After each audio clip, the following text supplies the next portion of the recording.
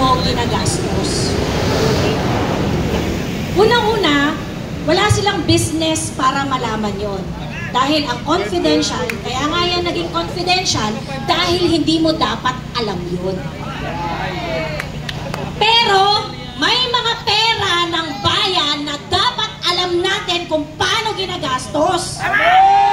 At yun yung mga pera na pinagtatayo ng mga flood control projects, yun yung mga pinagtatayo ng mga kalsada natin, ng mga irigasyon, at mga kung ano-ano pang infrastruktura para i-build itong bansang to.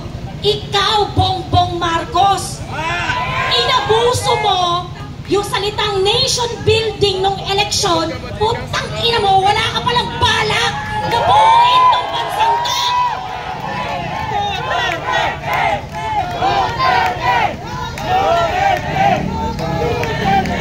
Kayong mga nasa House of Representatives na napakakukupal ninyo na magmalinis, na akala mo meron kayong amor sa paggasta ng pera ng bayan, pero hindi nyo sinasabi sa amin kung paano nyo nililiquidate ang MOOE nyo!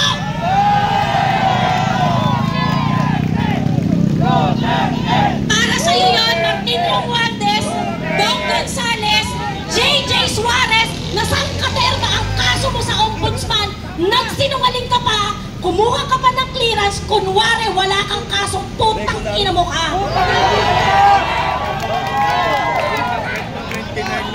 Galit na ang mga tao sa inyo. At sa totoo lang, itong nangyaring ito kay Inday Sara at kay Atty. Zuleyka, this is, you know, it is the, the straw that broke the camel's back. Hindi na namin pwedeng tiisin yung ganito. Kung hindi tayo magre-react, kung hindi tayo lalabas at hindi tayo kikilos, yung kinabukasan ng mga anak natin at ng mga anak ng anak natin, wasak na. Wala na tayong aabutang Pilipinas pagtungtong ng 100 taon, 50 years. Lahat ng pera natin nandito na sa mga pamilyang korap lahat.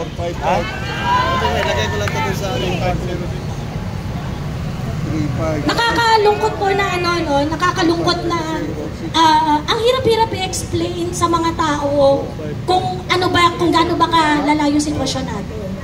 Hindi ko makahawak, mamaya alam ko. And of course, marami dyan ayaw nila nung partisan na conversation.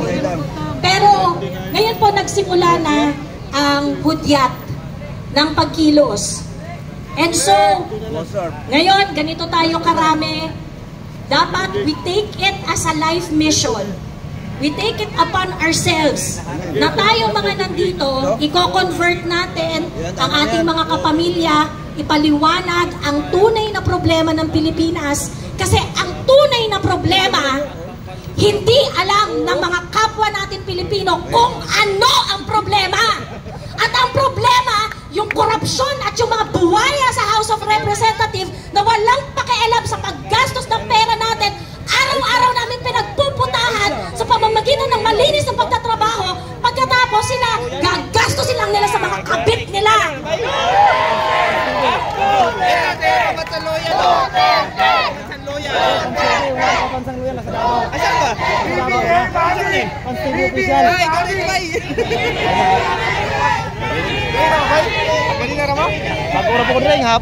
Ang pagsuporta po natin sa kay Inday Sara at kay PRRD ay nag-uugat sa standard ng public service.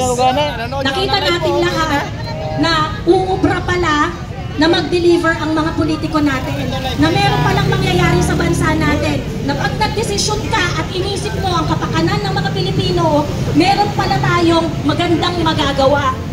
Yun yung politika na gusto namin na ma-perpetrate, na mapalawig pa.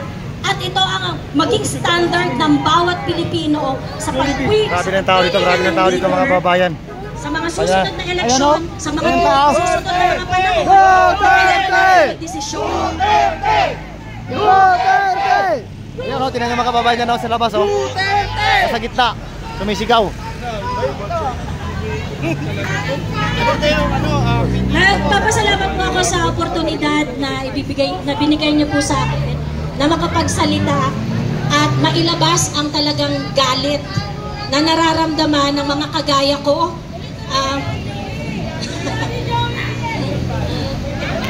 Suportahan po natin yung lumagay po tayo lagi sa tama at kung ano yung mas mapagsisilbihan ang mas nakararami. Doon po tayo dapat lalagay.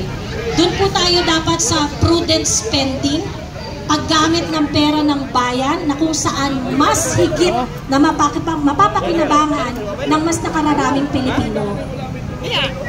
Bantayan natin ang ating gobyerno, bantayan natin ang especially itong House of Representatives na nagiging unacceptable na talaga yung kanilang ginagawa sa araw-araw. Ito sana mag-vlog-vlog ba nga na ba political ba? Okay, di ba taga-maubay? Yes, oo. At bantayan din natin, they are not going to stop. Hindi sila titigil hanggat hindi nila napapabagsak yung standard natin. Yung hinihingi natin na uri ng politika at public service na deserve ng mga Pilipino. Protektahan natin yun. Ngayong gabi po, gusto ko pong maalala ng lahat na lagi itong tinatanong sa akin, Miss Joey, bakit ba tinatawag na honorable yung mga House of Representatives, yung mga senador at saka mga congressman? Bakit ba sila tinatawag na honorable? Okay. Ganito po kasi yun. Okay? Ganito po kasi yun. Okay? Yung mga kongresista natin, meron talaga silang malawak na kapangyarihan. Okay? Meron talaga silang malawak na kapangyarihan.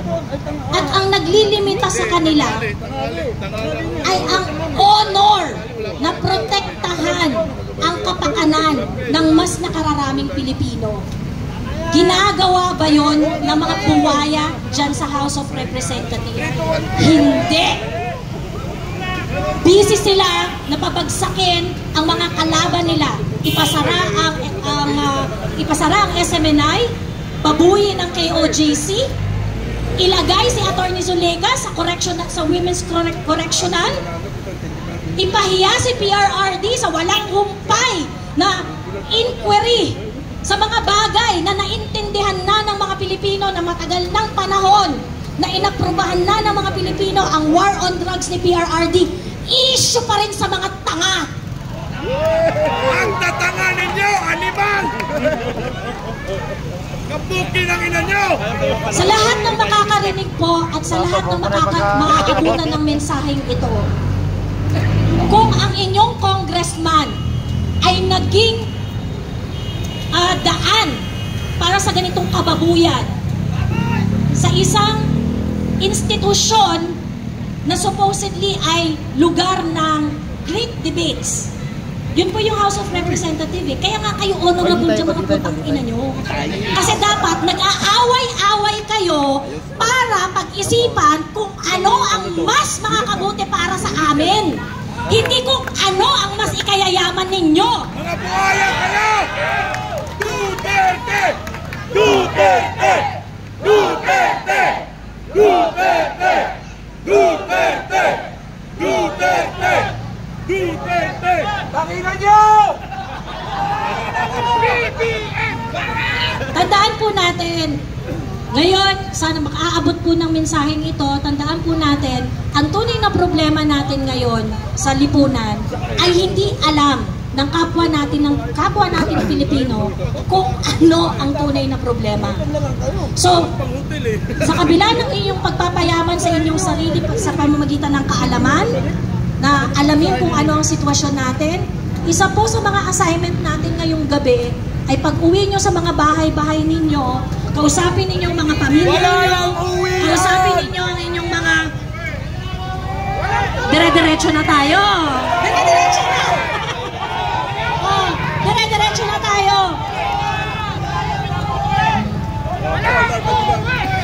Tuloy-tuloy na to!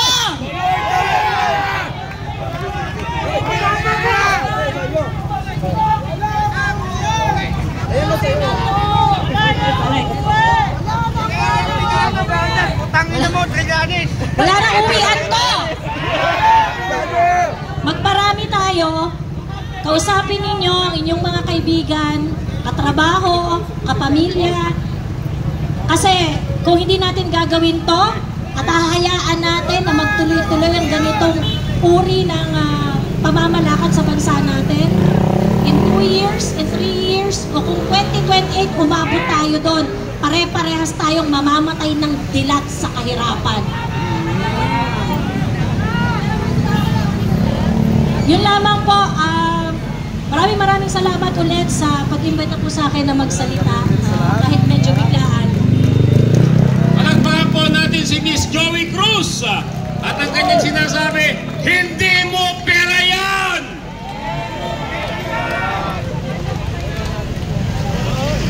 Ngayon, nandiyan na po ba si Atty. Jimmy Bondok? Nandiyan na ba siya? Habang wala pa siya, tawagin natin yung isang vlogger na talaga namang mahusay ito. May